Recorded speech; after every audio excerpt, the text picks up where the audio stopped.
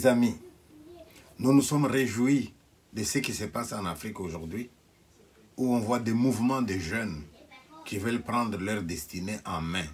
Tout à fait d'accord. Moi particulièrement, j'ai déploré la tendance de certaines personnes en Occident à vouloir se venger. Dire par exemple, ils nous ont chassés, nous allons faire de même. La prudence demande que nous soyons vigilants.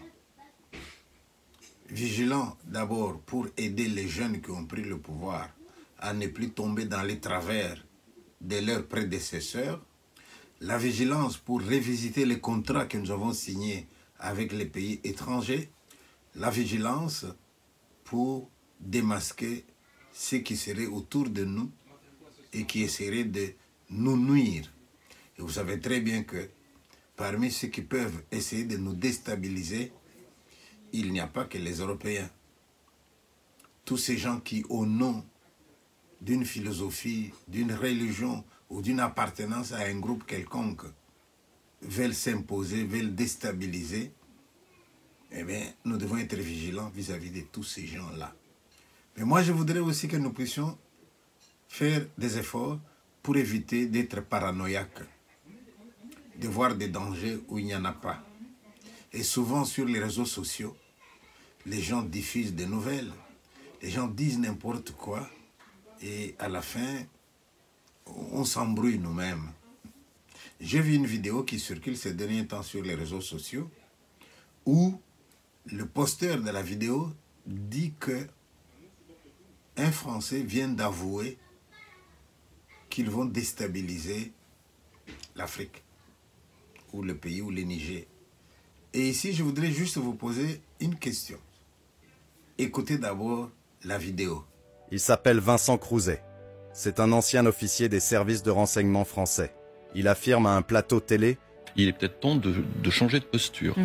Bon, ensuite, c'est vrai que en étant présents, nous pouvions mieux nous protéger des actions des groupes djihadistes. D'un autre côté aussi, peut-être maintenant, notre ambassadeur et notre contingent n'étant plus otages au Niger, en quelque sorte, dans cette position de Fort Alamo, nous aurons peut-être plus de latitude pour monter des opérations de déstabilisation, cette fois-ci plus clandestines. La lecture est souvent subjective. Est-ce que nous avons entendu la même chose? Cet ancien officier dit que les Français croyaient se protéger à partir du Niger.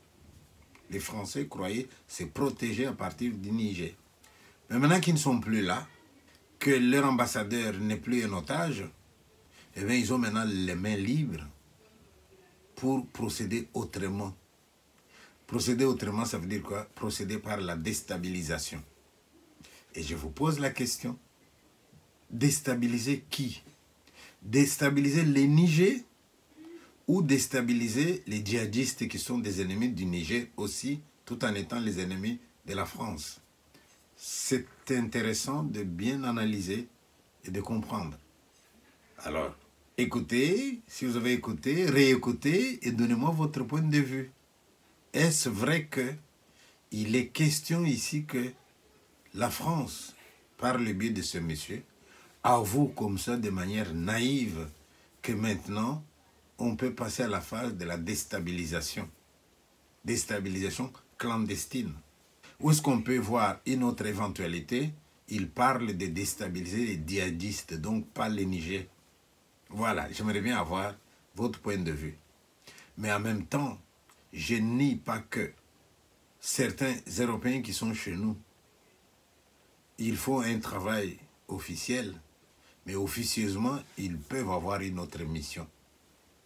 La preuve, en 1978, lors de la guerre de Colosie, souvenez-vous, la Légion étrangère française avait sauté sur Colosie.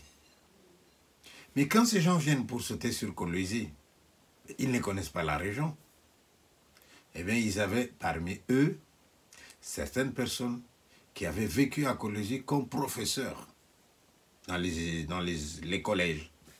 Eh bien, il y avait des éclaireurs qui avaient été des anciens professeurs. Alors, est-ce qu'on va dire que ces professeurs, ils les ont engagés pour les besoins de la cause? Ou est-ce que ces gens, pendant qu'ils étaient professeurs, ils avaient aussi déjà la mission d'observer, de signaler, de dire des choses.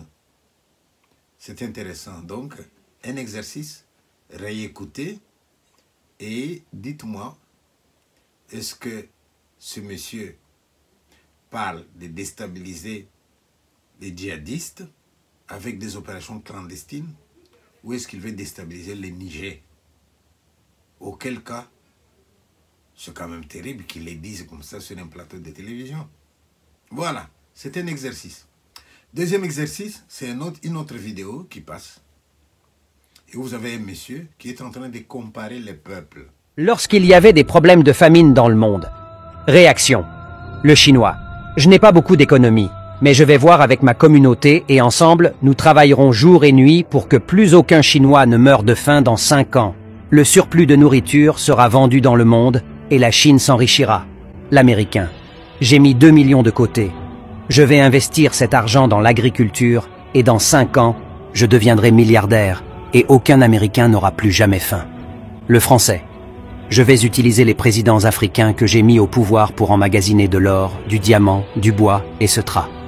Dans 5 ans, aucun Français ne mourra de faim. L'Allemand. J'ai mis de côté 1 million. Je vais chercher 10 partenaires. Nous investirons ensemble 11 millions et dans 5 ans, nous serons riches et aucun Allemand ne mourra de faim. Le Canadien. Je n'ai pas beaucoup d'économie, mais j'ai la stratégie. Avec l'aide de l'État et des banques, je vais investir dans l'agriculture et dans 5 ans, je serai riche et aucun Canadien ne mourra plus de faim. L'Africain inconscient. De toute façon, ce n'est pas mon problème. J'ai mis 5 millions de côté. Je vais utiliser cet argent pour faire mes papiers et aller vivre dans un pays où personne ne meurt de faim. L'Africain, en raison de son éducation coloniale, n'a pas un solide sentiment d'appartenance à l'Afrique. Il vit comme un oiseau migrateur et est toujours prêt à fuir au premier problème. Il attend que les autres construisent l'Afrique pour en profiter et ignore que c'est à lui de le faire. Quand tout va bien, il est fier d'être africain, mais quand ça va mal, il s'enfuit en critiquant et en insultant les autres Africains. Une fois hors de l'Afrique, il devient encore plus nuisible pour le continent. L'Africain inconscient et irresponsable préfère fuir face à ses problèmes pour aller squatter chez ceux qui n'ont pas fui les leurs. Les autres vous voient arriver chez eux par milliers. Ils savent que vous fuyez ceux qu'ils ont affrontés. Imaginez ce qu'ils pensent de vous.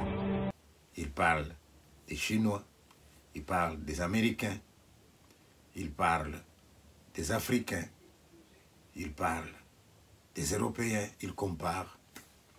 Et dans ces comparaisons, dans les comparaisons qu'il fait, il donne des palmes à certains peuples.